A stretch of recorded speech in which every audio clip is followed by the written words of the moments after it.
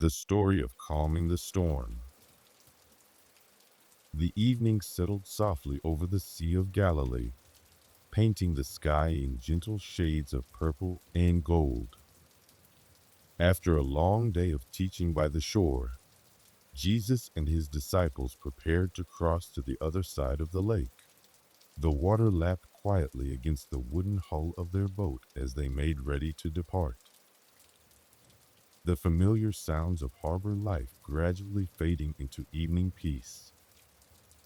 The disciples, many of them experienced fishermen, moved with practiced ease as they prepared the vessel. The wooden planks creaked softly beneath their feet as they stored supplies and checked the rigging. The air carried the mingled scents of fish and salt water,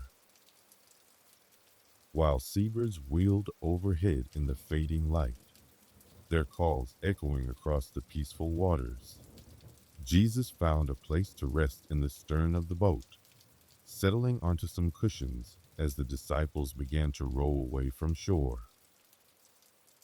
The gentle motion of the waves and the rhythmic sound of the oars dipping into water created a soothing lullaby. The weariness of a day spent teaching large crowds began to settle over him like a soft blanket. As they moved further from shore, the evening star appeared in the darkening sky, its light reflecting on the surface of the water like scattered diamonds. Other boats followed in their wake, creating a small fleet moving across the twilight waters. The air grew cooler as evening deepened, carrying the fresh scent of open water. The disciples talked quietly among themselves as they rowed, their voices mixing with the peaceful sounds of their journey. Some shared stories of previous crossings, while others reflected on the teachings they had heard that day. The familiar waters of Galilee stretched before them, its surface gentle and calm in the growing darkness. The change came gradually, like evening deepening into night. The first hints were subtle, a freshening of the breeze that rippled across the water, the slight shift in the way the boat moved through the waves. Above them, clouds began to gather, veiling the stars one by one like gentle hands drawing a curtain across the sky. The disciples, experienced in reading the moods of this lake, noticed these small changes with the awareness born of years on these waters. Their conversations grew quieter as they paid more attention to their surroundings. The air grew heavier with moisture, carrying that distinct scent that often preceded rain. Jesus remained peacefully asleep in the stern, the cushions cradling him as the boat's movement became more pronounced. His rest was deep and undisturbed, the kind of sleep that comes after giving oneself fully to the work of the day. The hem of his garment moved softly in the strengthening breeze. The waves began to grow taller, their peaks catching the last light of dusk. The wooden boat responded to each swell, rising and falling in a rhythm that was no longer gentle. Water occasionally sprayed over the gunwales, leaving traces of moisture on the wooden planks. The other boats that had been following them became less visible in the gathering darkness. The disciples adjusted their approach, drawing on their years of experience. Some moved to secure loose items that had begun to shift with the boat's movement. Others adjusted the sail, their movements careful and measured despite the increasing motion. Their voices, when they spoke, carried notes of concern, but remained steady, weighted with the calm of those who had weathered many such changes. The waves continued to build, though the telling unfolds gently here. The boat rose and fell with increasing motion, like a cradle rocking with growing intensity. Water began to find its way more frequently over the sides, pooling in the bilges where the disciples worked steadily to bail it out. Their movements remained deliberate and purposeful, though their concern deepened like the darkening sky above. The wind sang through the rigging with a low, humming sound, while clouds continued to gather overhead like a thick blanket. The other boats that had set out with them were now hidden by the waves and darkness, though occasionally their running lights could be glimpsed, dancing like distant stars on the water. Through it all, Jesus slept peacefully in the stern, his rest undisturbed by the motion around him. The cushions that surrounded him had grown damp with spray, yet his face remained serene, bearing the deep peace of one who rests in perfect trust. His breathing maintained its steady rhythm, a contrast to the increasing tempo of the waves. The disciples worked with quiet urgency, their experienced hands moving surely despite the darkness. Some held the steering oar steady against the push of the waves, while others continued the constant work of bailing. Water gleamed on their faces in the dim light, a mixture of spray and perspiration. The boat climbed each wave and descended into each trough, the wooden planks creaking with the strain.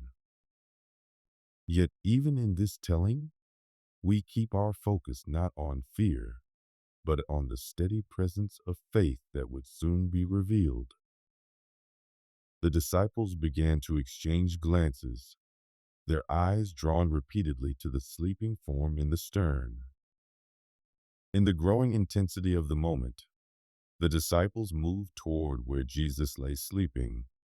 Their approach was gentle despite their concern, like children wanting to wake a parent. The boat continued its unsteady dance upon the waves as they drew near him, water swirling around their feet as they made their way carefully across the deck. They spoke his name softly at first, then with more urgency as the boat dipped deeply into another wave. Their voices carried notes of both trust and uncertainty, a human mixture of faith and fear.